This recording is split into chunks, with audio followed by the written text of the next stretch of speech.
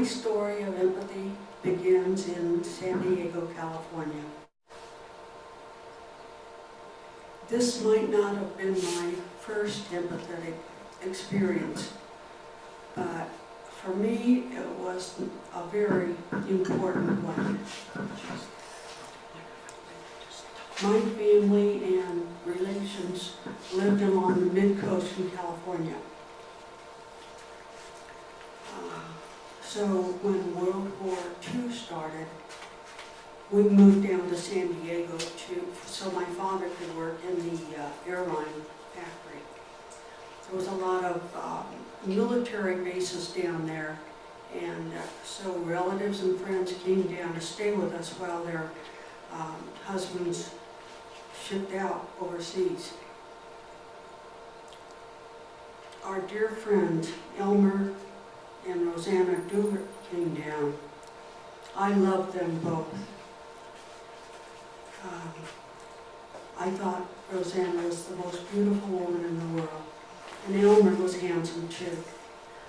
They hadn't been married very long and were deeply in love. It was so romantic. When Elmer shipped out, Rosanna was heartbroken. She cried all the time and haunted the mailbox. She just fell to pieces. At the time, I didn't understand what was going on. I was only about 6 or 7.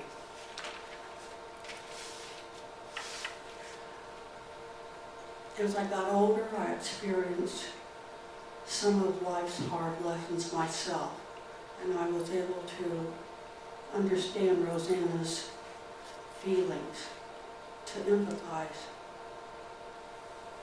I realized the pain and the suffering that she felt, and the heartbreak and loneliness of being apart from her loved one. And that's when I became so passionately against war. From understanding and sharing Rosanna's feelings of losing her loved one.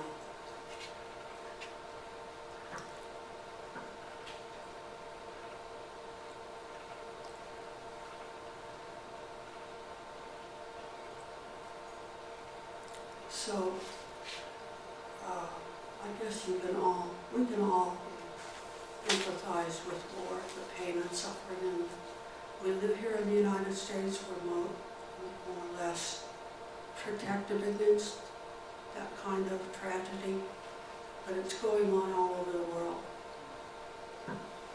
I took a hot shower this morning. Every time I take a hot shower, I think of people in other countries that are suffering. Thank you. 9 years old, living in London, UK, when Adolf Hitler declared war on us.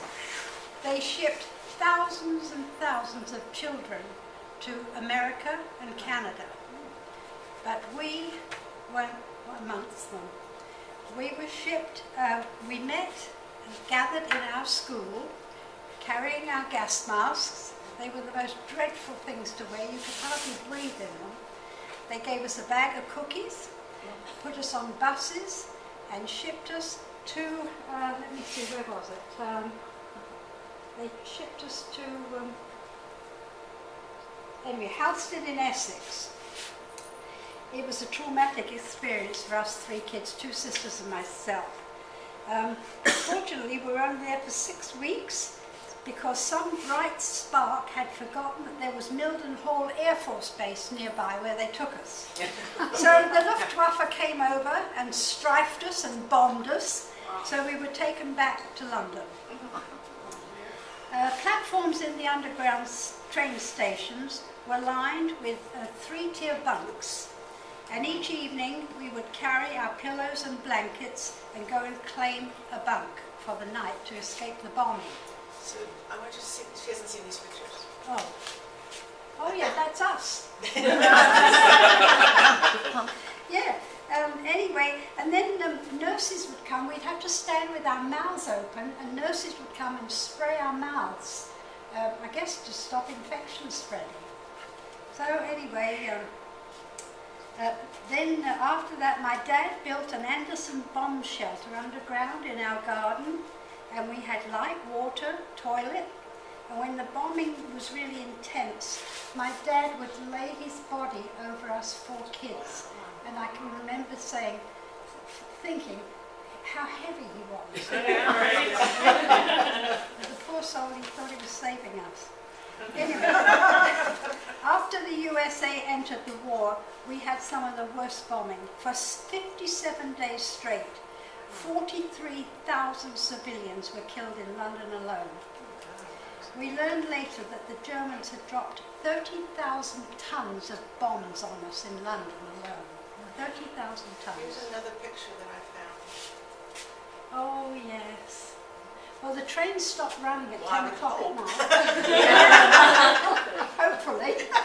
And then I think they started, we were all in bed when people were going to work in the morning. It was really funny. Anyhow, where are we now? I'm sorry, I Yeah, didn't that's know. all right. The parks were turned into victory gardens, and we grew vegetables. And my dad bought 12 chickens, and we kids kept a record of the eggs in the first months of the laying, and we counted 1,000 eggs. Wow. And then America introduced us to spam.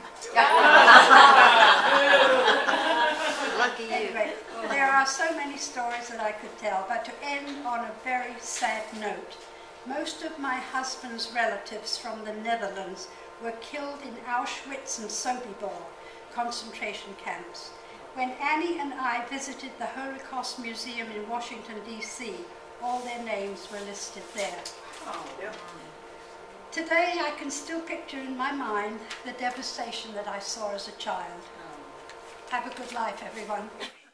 Okay, I think all people are empathetic. They are empaths to a degree, in that all people are understanding, caring, loving, and compassionate toward others.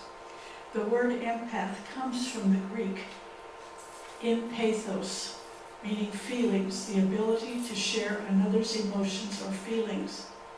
In other words, put on somebody else's shoes. I trained to give Reiki treatments to people, and we were taught the good stuff and the bad stuff. When you're giving treatments, you must remember that we are deeply moved as an empath by the arts, by music, and by spiritual experiences. We want to help others, to help them put away their pain. We want them to reach their own feelings and share them with us.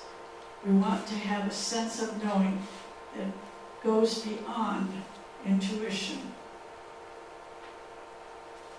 However, when we do Reiki, we can also absorb, if we're not careful, their feelings and their pain. And we don't want to do that. We have to guard against that. So we have some ways to do that, and that is we wash our hands, we can smudge, we can pray and breathe, or we can meditate. I have a couple of small items, stories. The first took place in 1998 in Russia, in Moscow. The Americans and Russian people, teachers, were getting ready to go to class when in came one of the men, said, "The land is on fire. The land is on fire." Well, of course, we were from the land, and the first thing we experienced was, oh my God, what can we do? We're thousands of miles away. The Russian people joined with us. You know, there's a lot in between, but we all sang, God bless them. Hold it close. Hold it closer. Close to your mouth. No, I don't like that. We all sang, God bless America. They knew the words probably better than we did. The other little story that I share, of course, is about Carl. Somehow I knew intuitively when he was going to leave, but I had gone into Crestwood, and his nurse, instead of being funny and trying to make him laugh. She was standing at the window staring out of it quietly. And I said, I sensed something was wrong. And she said, he has sepsis and I can't help him because I'm not a doctor. I said, because I could give the order, I said, take him to the hospital. They did, and of course, the next morning he passed. But it was because I understood and could often feel his pain all through the years that he suffered from Parkinson's and also the other things that he went through. I miss it. Great music, Gabe, thank you. And thanks you guys for sharing. That is a weird noise. I just want to say that as I was listening this morning, I thought, you know what, this would be really cool to do a joy, empathy, lay speaker day someday. So there's a seed. Mine's not actually that way today. So I kind of did some thought as to empathy, and one of the things I've noticed is that we're missing that level of connection because we're on Facebook, we're texting, we're on the phone, we're not getting together and having that one-to-one. And for me, that's when I can really empathize. It's our society. We've become accustomed to being distant and disconnected with social media. The tough thing about empathy is it ranges from all of our human emotions, joy to painful, celebration to devastation. And so one can kind of understand how it's kind of hard to really do that one-to-one. It's easy to feel someone's joy, not so easy to feel someone's pain. So I asked some friends, very scientifically on Facebook, of course, can you define empathy, to your way of thinking? One of my favorite friends, he's a librarian, so he's a great thinker. He says actually being able to feel emotions so that you are able to connect with others. Jeremy Yates. Another one said walk in another's shoes, and another one said to have heart. I had to go to the dictionary because, I'm like that. So basically Merriam-Webster says it's the action of understanding, being sensitive to feelings, thoughts, and experiences of another person, either past or present. There you go.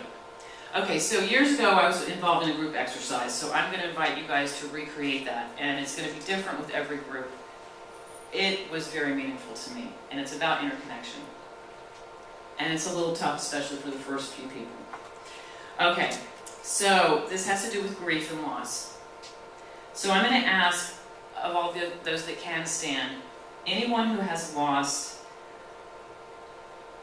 a child or a sibling, would you please stand? Thank you. All right. So, anybody who has lost a good friend, please stand. Anybody who has lost a grandparent, please stand. I got to stand the second time, by the way. Anybody who's lost any other relatives, please stand. I see hands and hands. And anybody who's lost a pet.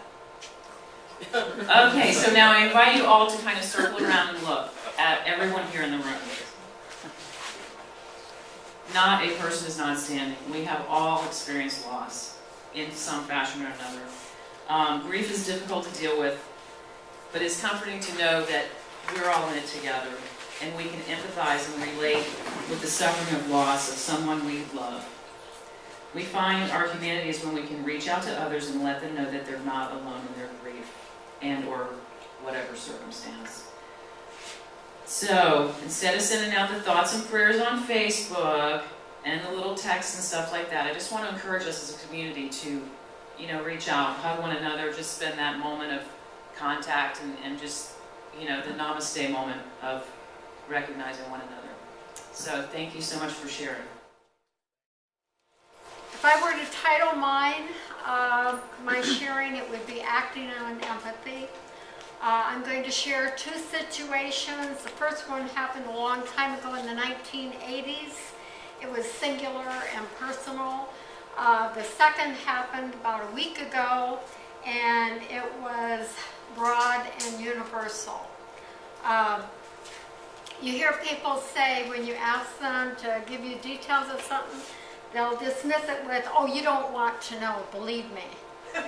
And for me, that's personally very frustrating because when I ask that question, I do want to know, or I wouldn't have asked. Most of us, the bottom line is we prefer the truth because we can deal with the truth. It might be painful, but we can deal with it. In the end, it's our imagination that runs rampant and tortures us. So this is a situation that deals with that. When I was in the Keys at an outdoor night party where they have a bonfire and music and all of that, a 4-year-old girl was abducted and murdered. And I knew the mother from around the island. Friends of hers, I stopped by to see her and would keep coming. Friends of hers stopped coming because it was too hard to deal with her grief. She had dark circles under her eyes. She couldn't eat or sleep or stop crying. She was tormented by the rumors, and there were many, of how it happened. And she would experience in her heart and in her mind each rumor as though that were the way that it happened.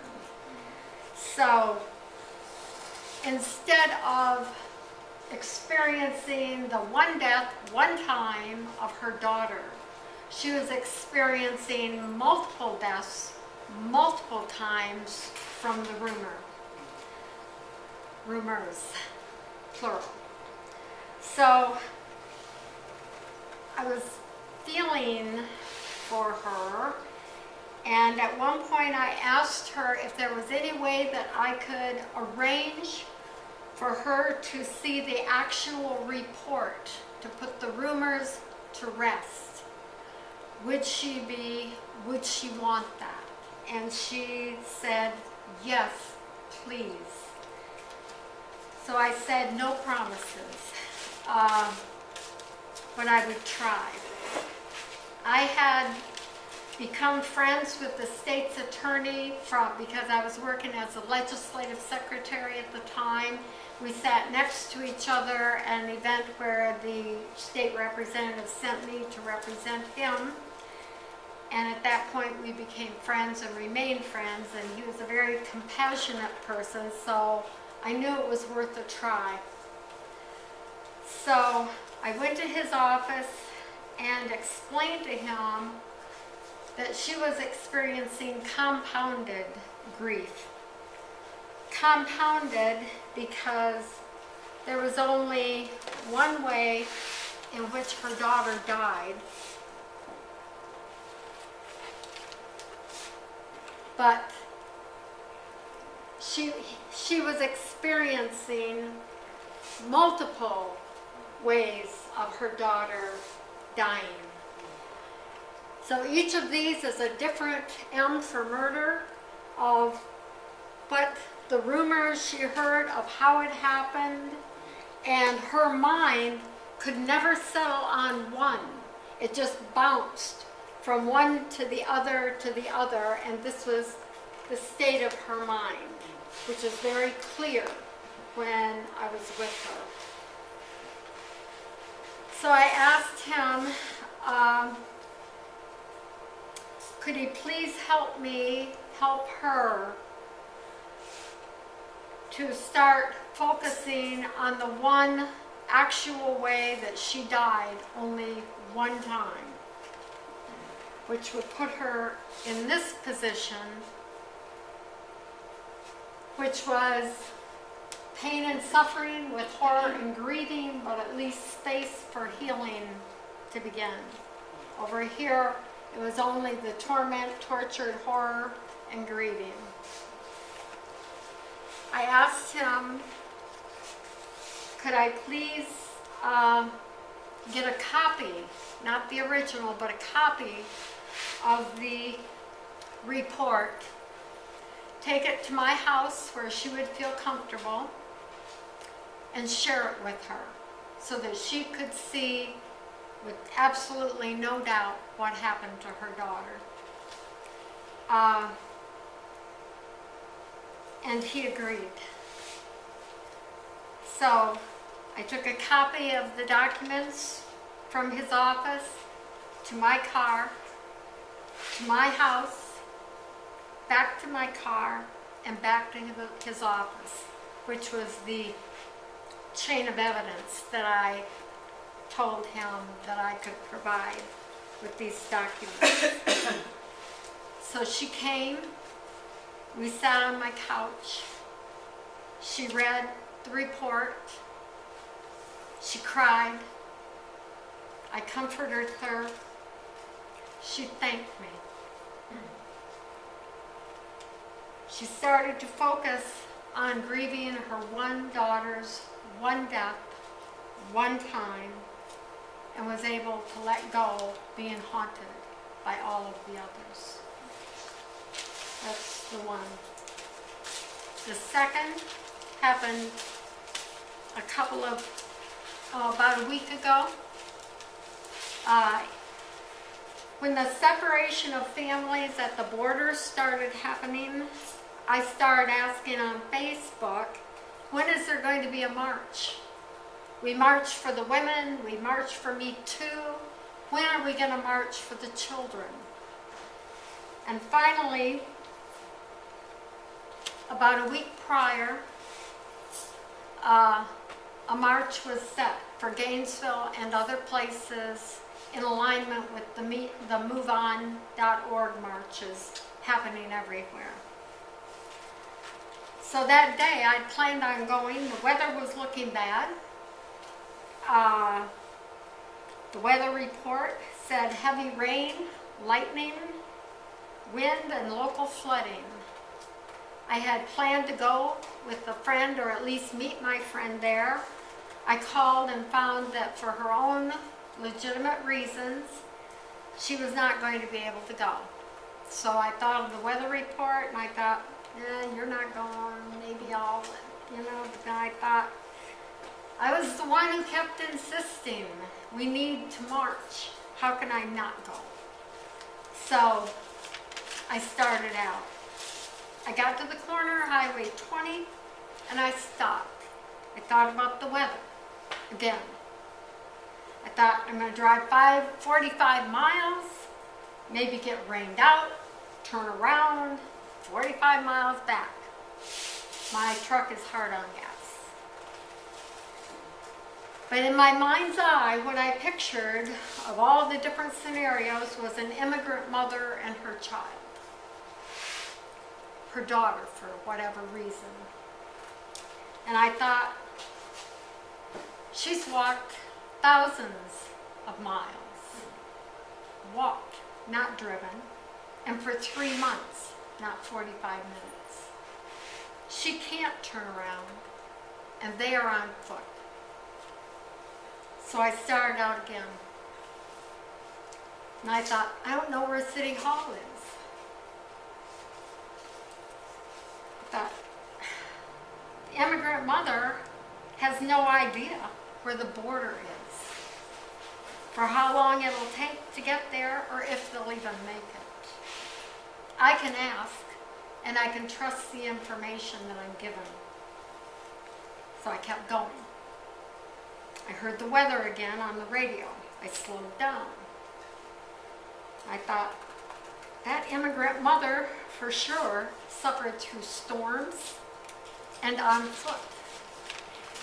I'm in my truck with air conditioning if it's too hot, for heat if I get chilled, protection from a storm, and she has nothing.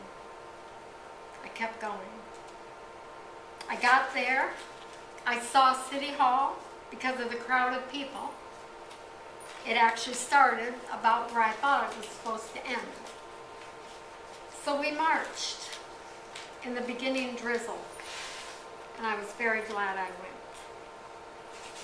Afterwards, not sure of where City Hall and my truck were because it ended at a different spot than I thought.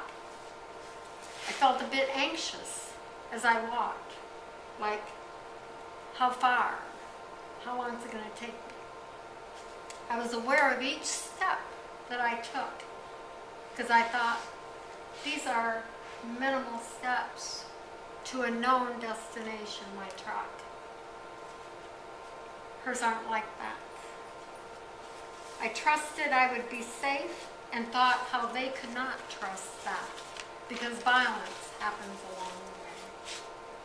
Half hour later, I was at my truck and safe. I drove home in comfort. My loved ones, my cats, were there for me. Her loved one, her child, and all she had were stripped from her. Next time, I won't need to decide if I will go. I already know. I simply will. Mine are privileged and elitist first world concerns, and I plan to do more on behalf of immigrants to help. Thank you.